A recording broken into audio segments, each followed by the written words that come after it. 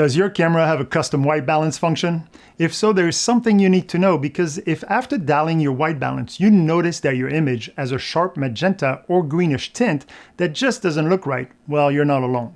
Turns out the way your camera handles white balance, especially in custom modes, is more complex than most of us realize. It's not a bug, there's just more happening behind the scene than just adjusting the color temperature.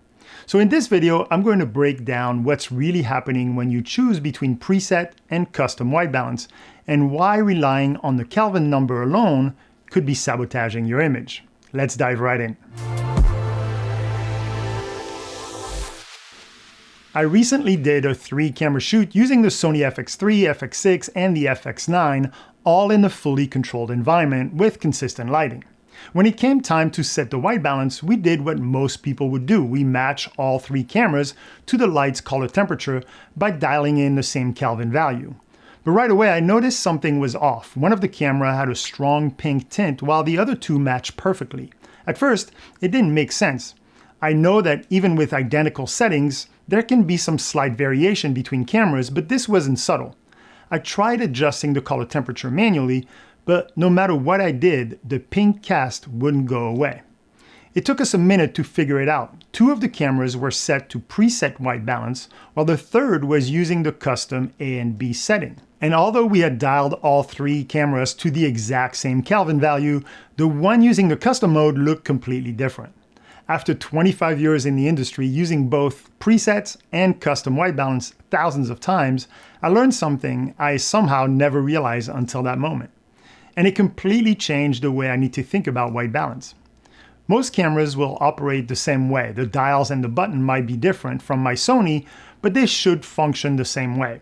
When you set your white balance on a Sony FX6 or FX9 using presets, you're scrolling through pre-programmed Kelvin value. Each of these presets actually locked in a specific combination of red and blue gain levels. But here's the thing, not only do you not see what those values are, there is no way to adjust any of these values or the tint manually in preset mode.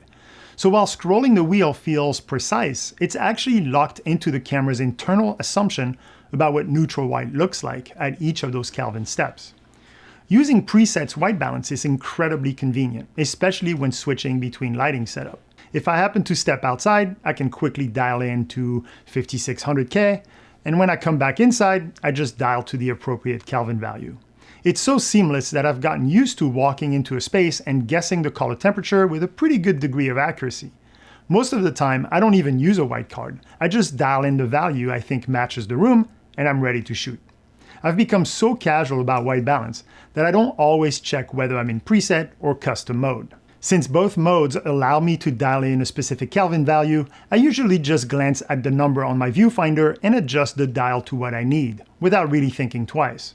Well, now I know that these 2 modes handle white balance, especially tint, very differently, and that's exactly what got me in trouble. When using custom white balance, you simply hold a white card under your light source and press the white balance set button. The camera samples the light and adjusts all the channels to make that card look neutral. This is the best way to calibrate your camera to the exact condition you're shooting in. It eliminates color cast and ensures accuracy. You can even view the individual red and blue gain value as well as the tint shift value and fine-tune them if needed. In custom mode, you can also scroll using the dial to set the color temperature you want. And like I mentioned earlier, I often didn't pay much attention to whether my camera was in preset or custom because I would just scroll to the Kelvin value I needed. Well, here's the part that most people, including myself, may have not realized. When you scroll in custom mode, you're only adjusting the red and blue levels. The tint, that critical green magenta shift, stays locked to whatever value was last set during the full custom white balance using a white card. Let me show you exactly what I mean. First, I'll do a full custom white balance using a white card. I'll place the white card under the light source, hit the white balance set button, and the camera gives us a color temperature of just under 3700 Kelvin. Now let's go into the menu and take a look at what's happening behind the scene. You'll see the R&B values and a tint value of -16 have been set automatically based on the light source we use. Now watch what happened when I dial the Kelvin value manually. I'm still in custom mode on my A bank, and I can push the white balance button, and now I have access to dial in the white balance. I'll just scroll to a different value. If we compare the two results, we can see that the red and blue channels have shifted, but the tint stays exactly the same at -16. And that's the key. The tint value remains locked to whatever it was set to the last time we performed a proper custom white balance. In my case, on that 3-camera shoot, I had done a different project just a few days earlier using my own lighting kit. I performed a custom white balance using a white card, and the camera stored that specific tint value tuned in to my own light. Fast forward to the next shoot with completely different lights, and I was still in custom mode, and I simply dialed in the Kelvin value listed on the new light source without realizing that the tint from my previous setup was still active. The result? Well, it had a strong magenta cast caused entirely by the leftover tint, which didn't match the current lighting at all. The issue came down to the fact that I was using different types of lights, and every light source has its own inherent tint bias. Some lean green, some magenta. The camera, during the custom white balance, compensates for that by adjusting the tint to neutralize the cast. Now, in theory, if I only used the exact same light for every shoot, that leftover tint wouldn't be a problem. But in the real world, we often switch between brands, fixtures, and environment. So let's try something.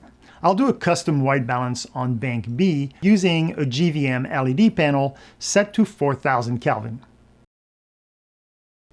Let's take a look at the value. We get a tint value of -8.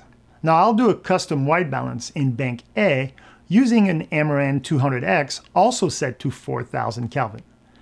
Using the Amaran, we get a tint value of -16, meaning the Amaran is a lot more green as a light source than the GVM. If I happen to use bank B while using my Amaran light, the result will be a slight magenta hue in the image. To make this even more obvious, I'll add a green tint to the GVM light, forcing the camera to add more magenta to neutralize the colors. Even with such an aggressive color shift, the camera successfully balanced the RGB and adds a tint value of +18 to make the white appear white. Let's say that a couple days later, I'm filming in a studio that has 4000 Kelvin lights on the ceiling. So I'll just turn off this JVM panel and turn my Amaran at 4000 Kelvin. If I don't do a new custom white balance and instead I take a shortcut and leave the camera in custom bank B and just dial the Kelvin value to match the studio lights, well, in my mind, I set the white balance correctly to match the studio lights and everything should be all set.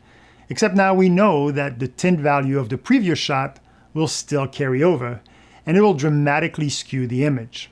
Here's how the image should be if I had performed a full custom white balance, and here's the image using the white balance dialed in from the previous setup, carrying over the tint value. Looking back, I know that I've fallen into that trap many times, especially when filming in an office with tube lights on the ceiling. I normally try to turn off all the tube lights for the interview and just use my own lights. And I would do a custom white balance, and then I'm ready to film the interview. But when it comes to B-roll, I often don't use artificial lights, just for speed and to limit the impact around the office. I would simply step into a room and dial my white balance to what I think the color temperature of the room is. Not understanding that the tint value carries over, well, this effect will then be amplified by the green tint of the tube. And it will give my B-roll a very ugly green tint or sometimes a magenta hue depending on my light source in the interview. So why does the camera even allow us to dial in the Kelvin value in custom mode? Well, it's actually there for minor adjustment, not for full rebalancing. And you'll notice that when using the dial in custom mode, the color temperature changes in 20 Kelvin increments, which is far more precise than the 100 Kelvin steps you get in preset mode. The idea is that once you've used a white card to perform a proper custom white balance, you can then fine-tune the look, make it slightly warmer or cooler without affecting the tint compensation the camera applied based on the actual light source. Now that we understand how preset and custom white balance behave under the hood, the real question becomes, when should you use preset and when should you use custom? Preset mode is fast, reliable, and clean. The Kelvin values are locked to internal color maps with neutral tint. And while you don't get fine-tuned correction, you also don't risk carrying over compensation from the previous setup. Custom mode is precise and powerful, but only when used properly. It gives you the most accurate results for your specific lighting environment. The trade-off is that if you're not resetting that custom balance between setups, you can easily introduce unintended tint shift without realizing it. Now, if you're shooting in log, you often have more flexibility. In post-production, you can use color grading tools to adjust the small tint shift. But this only works if you're grading in post. If you're doing a live shoot like I was, and your cameras need to match perfectly in real time, well, there's no second chance. Understanding the difference between these two modes and the role that tint plays can save your shoot, your colorist, and your broadcast from serious headaches. So here's the takeaway. If you're working in custom mode and you want accurate, consistent results, always do a proper white balance with a white card. Then if you need to tweak slightly, scrolling a few Kelvin up or down is fine. But don't rely on scrolling alone, especially when lighting condition changes. Know your tools, know your modes, and your colors will thank you. Thanks for watching, and happy filming.